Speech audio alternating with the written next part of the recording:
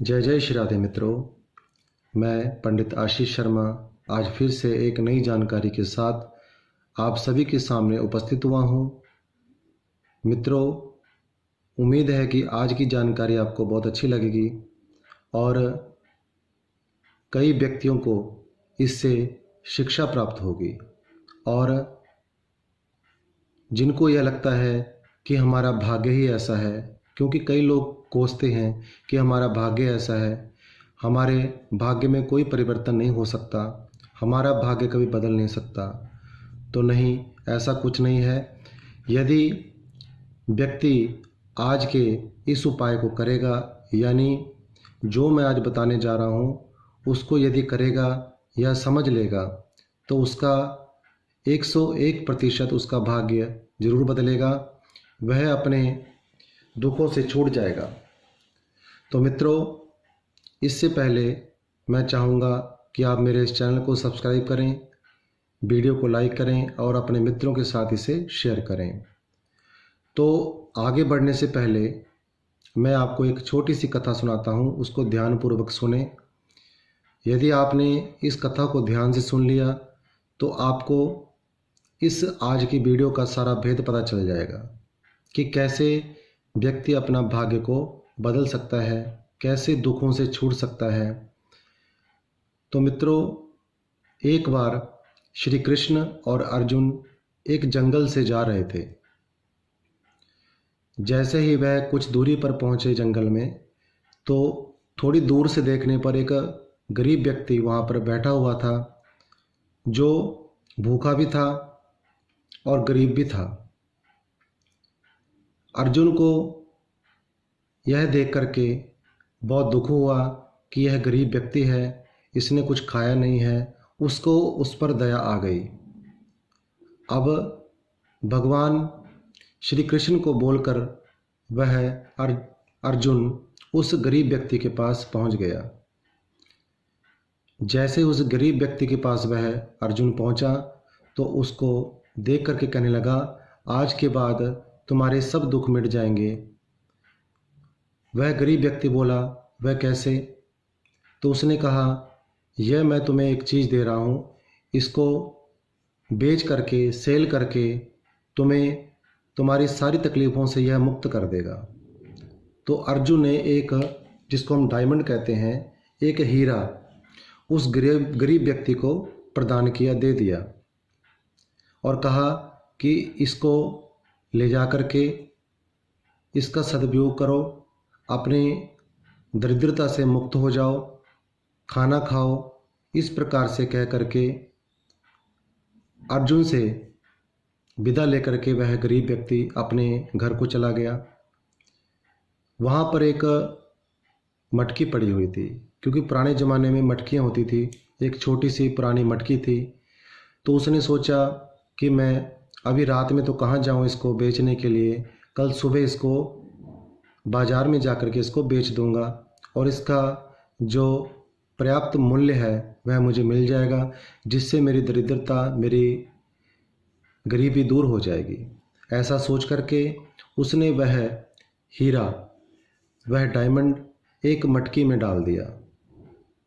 अगले दिन जब वह सो रहा था तो प्रातःकाल सुबह उसकी पत्नी उठी और उस मटके को लेकर, आगे देखो वह दूसरा मटका लेकर के जाती थी पानी भरने के लिए, लेकिन उस दिन वह उसी मटके को उठा करके ले गई जिसमें उस गरीब व्यक्ति ने डायमंड को रखा था, यानी हीरे को रखा था।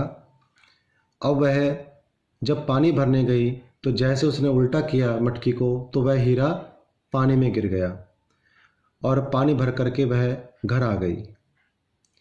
लेकिन उसको अनुमान नहीं हुआ कि कोई चीज़ गिर गई है।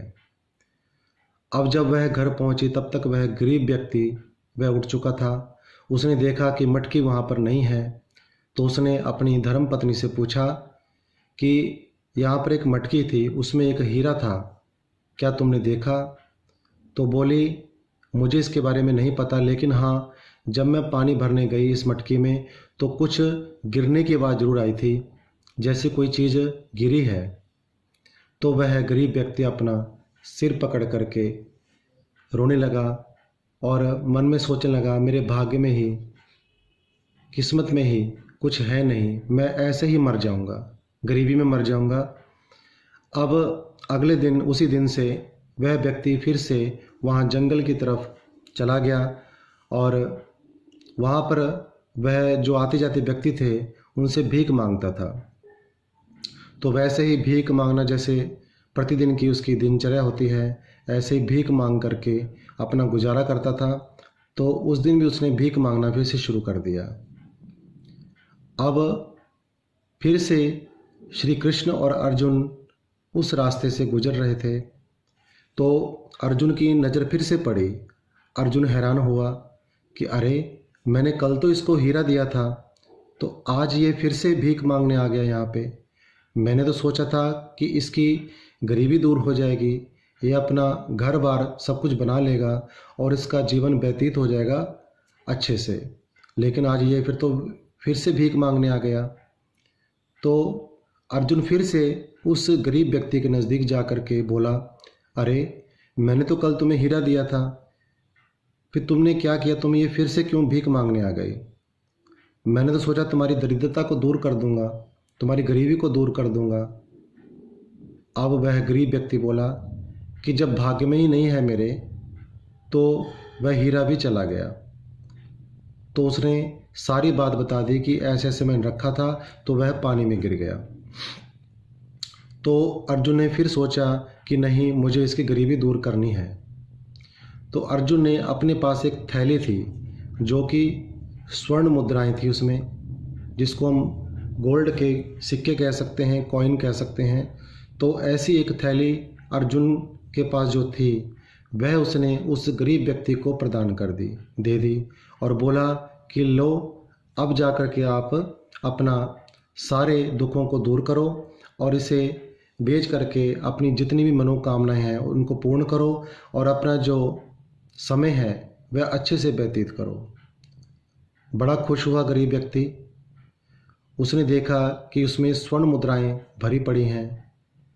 अब जैसे ही वह लेकर के वहाँ से जाने लगा, यह सारा कार्य होते हुए एक चोर ने उनको देख लिया। चोर ने देखा तो आगे जाके उसको घेर लिया चाकू लेकर के, बोला, लो, लाओ, मुझे दे दो, नहीं तो मैं तुम्हें ख़त्म कर दूंगा। फिर गरीब व्यक्ति ने सोचा कि मेरा भाग्य ही खराब है। उसने वह स्वर्ण मुद्राएं उस चोर को दे दी और चोर वहाँ से चला गया। फिर से तीसरे दिन उसने देखा अर्जुन ने कि वहाँ पर फिर वैसे ही भीख मांग रहा है वही गरीब व्यक्ति फिर से अपनी जगह पर बैठ करके भीख मांग रहा है। उसको बड़ी हैरानी हुई। अब उसने भगवान श्री कृष्ण से प्रश्न किया कि हे प्रभु, आप ही कुछ इसका हल करें, मेरे समझ से बाहर है। मैंने इसको हीरा दिया, मैंने इसको स्वर्ण मुद्राएं दी, लेकिन दोनों ही चीज़ें इसके हाथ से निकल गई। ऐसा क्यों हो रहा है, यह मैं समझ नहीं पा रहा। मैं एक गरीब व्यक्ति की गरीबी दूर करने की सोच रहा था, कोशिश कर रहा था, लेकिन वह सफल नहीं हो पाई। तो आप ही, हे केशव, आप ही कुछ करें। तो भगवान श्री कृष्ण ने कहा, ऐसा करो अर्जुन, ये 2 मुद्राएं, यानी उस टाइम जैसे हम 10 कहते हैं, 2 पैसे, उसको ले जा कर के दे दो। उस समय उनकी कीमत भी होती थी। तो उन 2 मुद्राओं को लेकर के, पैसों को लेकर के उसने उस गरीब व्यक्ति को दे दिया। गरीब व्यक्ति भी हैरान हुआ कि ये 2 मुद्राओं से मैं क्या करूँगा, 2 पैसों से मैं क्या करूँगा। जब इतना कुछ चला गया तो इन 2 चीज़ों से मैं क्या करूँगा, क्या खरीदूँगा, क्या खाऊँगा, क्या पीऊँगा। ऐसे करते करते वह उनको फेंकने के लिए समुद्र में जा रहा था। लेकिन उसने सोचा, वहाँ पर देखा कि एक मछुआरा मछलियों को पकड़ करके ले जा रहा था बेचने के लिए। उसको दुख हुआ। वो सोचने लगा कि इससे, इन 2 पैसों से मेरा तो कुछ होने वाला नहीं है, लेकिन अगर मैं इन मछलियों को बचा लेता हूँ तो शायद मेरे हाथों से कोई पुण्य कार्य हो जाए। तो उसने क्या किया कि उन 2 पैसों से उन मछलियों को खरीद लिया और खरीद करके उन मछलियों को वैसे ही पानी में डालना चाहा। मछुआरा तो वहाँ से चला गया। अब जैसे ही वह डालने लगा, एक मछली बहुत तड़प रही थी। तड़पते हुए उसको ऐसे लगा जैसे उसके कुछ फंसा हुआ है, तो उसने मछली का मुंह दबाया तो उसमें से हीरा निकल गया। वह बहुत खुश हुआ। अब जैसे हीरा मिला तो उसने कहा, मिल गया मिल गया मिल गया। अब वह चोर उसकी ताक में था कि ये कहीं मुझे फंसा ना दे, तो वह उसके 4 दिन से उसके पीछे लगा हुआ था कि देखता हूँ कि ये क्या करता है। जैसे ही उस व्यक्ति ने, गरीब व्यक्ति ने कहा कि मिल गया मिल गया मिल गया, तो उसको ये लगा कि यह उस चोर के बारे में बोल रहा है कि मिल गया। उसको ये हुआ कि यह मुझे पकड़वा देगा। उसने जा कर के उसी जो पोटली ली थी वह भी उसको प्रदान कर दी कि लो भाई, मुझे क्षमा कर दो और मैं अपनी इस गलती के लिए क्षमा याचना करता हूँ, माफ़ी मांगता हूँ। तो भगवान श्री कृष्ण से अर्जुन ने पूछा कि प्रभु, यह बात मुझे समझ नहीं आई। मैंने स्वर्ण दिया, मैंने हीरा दिया, लेकिन उसका भाग्य बदल नहीं सका। लेकिन ये 2 मुद्राओं से उसके जीवन में बाहर आ गई। उसको वह स्वर्ण भी मिल गया, वह सोना भी जो है हीरा भी मिल गया। यह मेरे को समझ में नहीं आया। तो मित्रों, यहाँ भगवान श्री कृष्ण ने कहा कि जब व्यक्ति कुछ अच्छा करने की सोच लेता है या किसी का अच्छा करना शुरू कर देता है, तो उसका भाग्य बदलना शुरू हो जाता है। भगवान श्री कृष्ण ने कहा कि यह इस व्यक्ति के जीवन में मरने के बाद भी गरीबी लिखी थी, लेकिन इसके मन में जब वो 2 जो पैसे हैं उनको दे करके ये मन में विचार आया कि आज मैं इन मछलियों को बचा लूं, मेरे खाने पीने का तो नहीं होगा। उसने किसी के बारे में सोचा, उन मछलियों के बारे में सोचा। उसी मछलियों को जब उसने सोचा तो उसका भाग्य में जो गरीबी थी वह मिटनी शुरू हो गई। उसका भाग्य बदल गया और उसको वह सब चीज़ें वैसे ही वापस मिल गई बिना कुछ किए। तो मित्रों, यही है आज की कथा का मेन उपाय।